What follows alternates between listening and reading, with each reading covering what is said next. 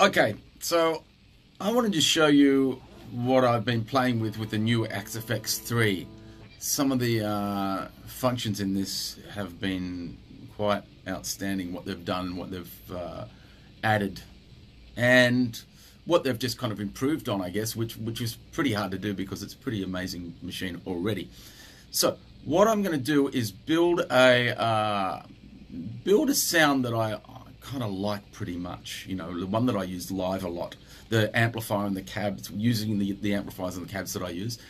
I've already done it here, but I'm going to show you what I've done. I've got a couple of different amps on this, like there's my Plexi, and that's kind of cool for like you know, that sort of vibe. And then what I've done is build one of my favorite amplifiers is the Deluxe Tweed, and the Deluxe Tweed has sort of like it has a bit of a roundness about it. It's almost like that, almost like the Mike Landau sort of feel about it.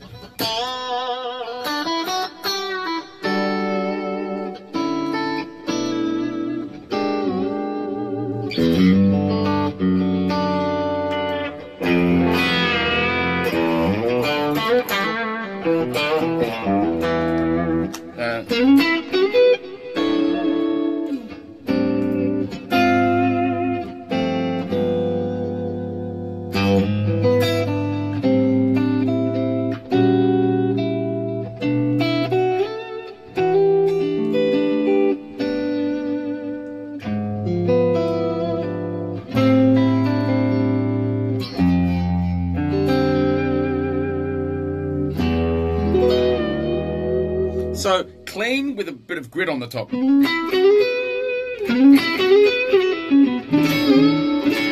if I kind of back the volume off a bit, I get that.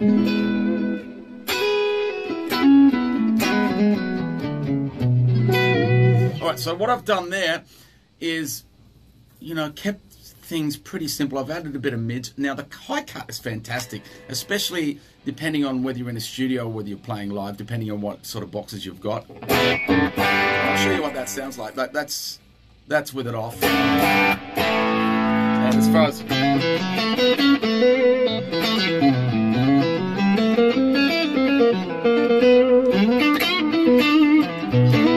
which is cool, but I've kind of got it up to about, I think it was about there.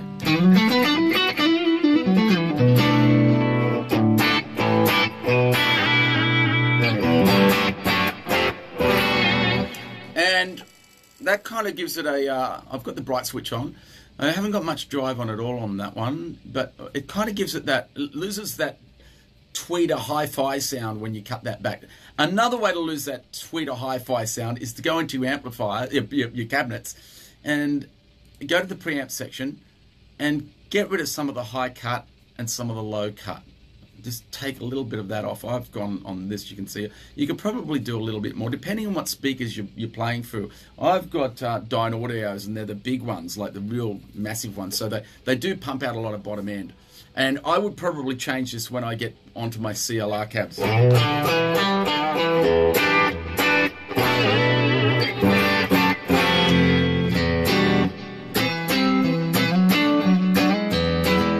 But for the moment, this kind of works for me. I'm also using this exotic, which has been edited a fair bit. So I don't know what happened just then, but I've just lost everything. Oh, we're going out of solo. There we are. So so the exotic kind of has a, I think it's a Fender classic 60s, fat 60s, I think it is. And then that's a low wind humbucker.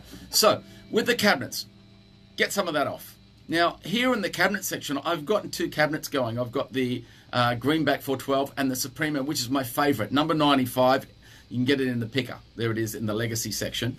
And it is my favorite for live because it sounds like a, well, let's have a listen to the two of them. I'll mute this one. There's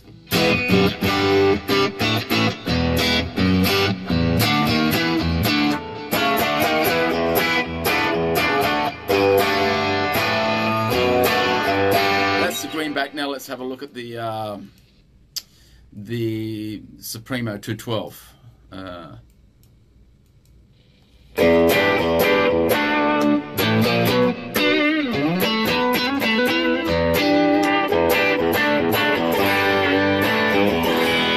So together,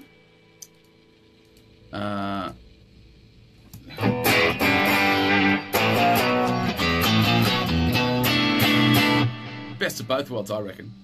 All right, so let's go back to the amplifier. Now, what I do here is go to this dynamics section here, and I've used some of this output compression on the output rather than from the, you know, like the compressor on the internal guts.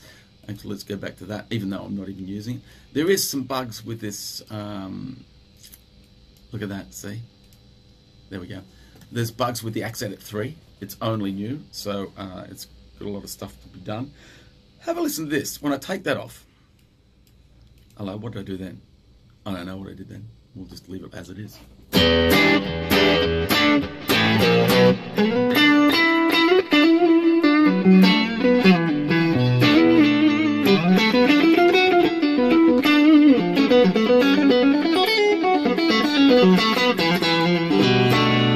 Now, if I add some of this output compression, check it out.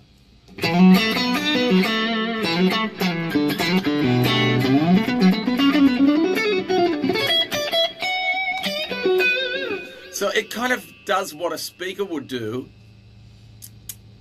without compromising the attack. And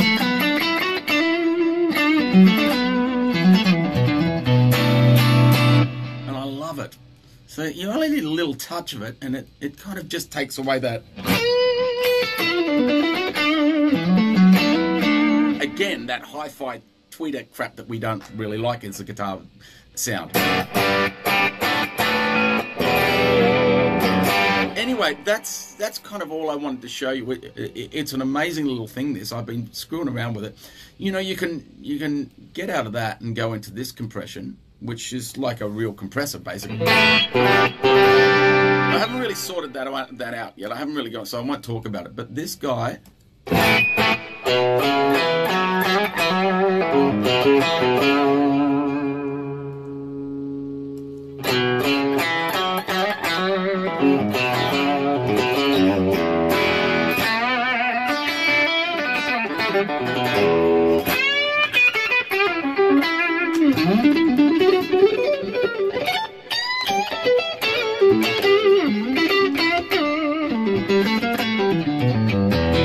Alright, so there's that. Now, if I whack on this, what have I got? A TO-808, which is pretty cool.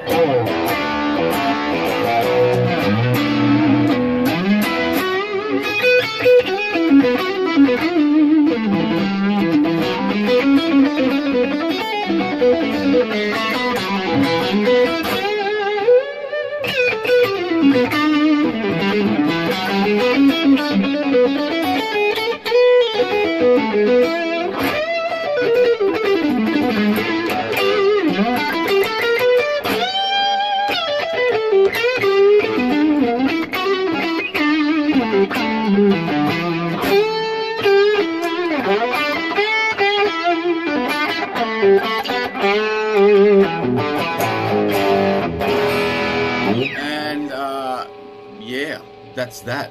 So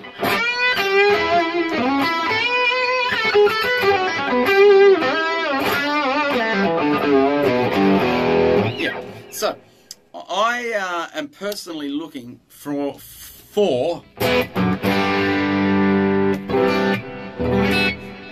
an amp sound, not a processor sound. It's something that I've always been searching for, and I've managed to get it. When I play live, I use the Supremo and the Deluxe Tweed, and I use a couple of other amps, but mostly the Deluxe Tweed because it's got that Fender quack about it, Fender mid-range that I really like.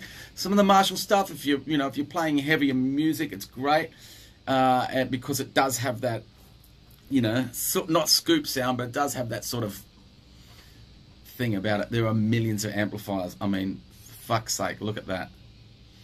All right, there's your amps. I mean, for example, let's have a look at the Captain Hooks are pretty cool. Let's have a look at that.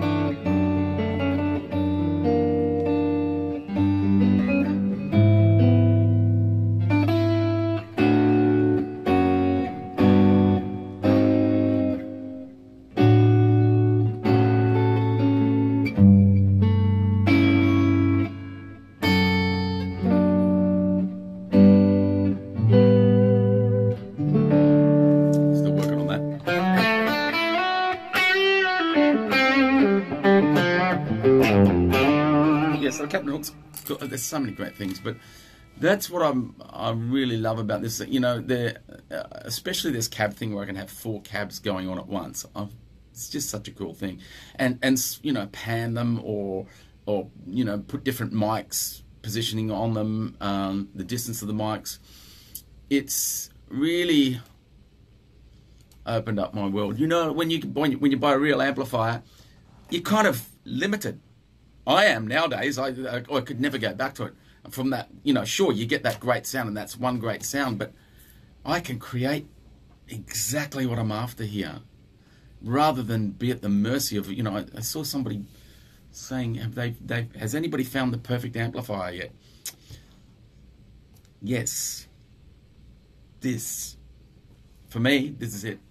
Getting the right FR speaker is really important, and the CLRs are great for me. I did something the other day which was really cool. Was I put on the CLR, I stacked them, so one on top of each other, and on the bottom one I put some of the sub bass area on, and on the top one I took it all off. So which is what I use when I just use one.